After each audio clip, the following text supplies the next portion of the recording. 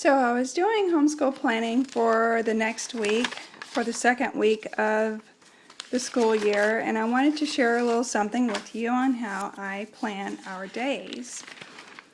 There's all sorts of fancy planners out there, which that is great if that's what you want to afford and you have the time to decorate the planners and whatnot. But for those of us who want to just get the job done and get it done easily, this is something that has worked well for me.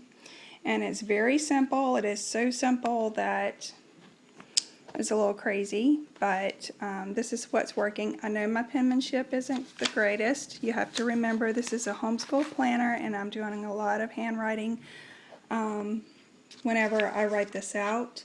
But I just have up here 2015, 2016. We started on August the 17th, and I have the students and their grades levels right here. I just simply have day one. I have the students listed, and then I have what they're going to do that day. Sometimes I will put a little check beside what they do. It just depends on how I need to take inventory per student. Sometimes I just read through it and make sure that we have gotten that done. And so I'm going to go one. We have to do 180 days for our state. It's state law to do 180 days. So I'm going to go 1 through 180 and just write out day by day what we do.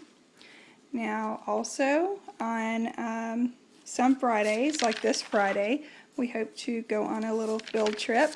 I could count that as a school day, as on a field trip, but what I'm doing instead is on day 5, which would be this Friday, we have been doubling up on this and putting it with days 1 through 4 to make sure we get a full school day's worth in on day 5. And so that's how it works for me. I keep all of the students together just like a public school teacher would or a private school teacher.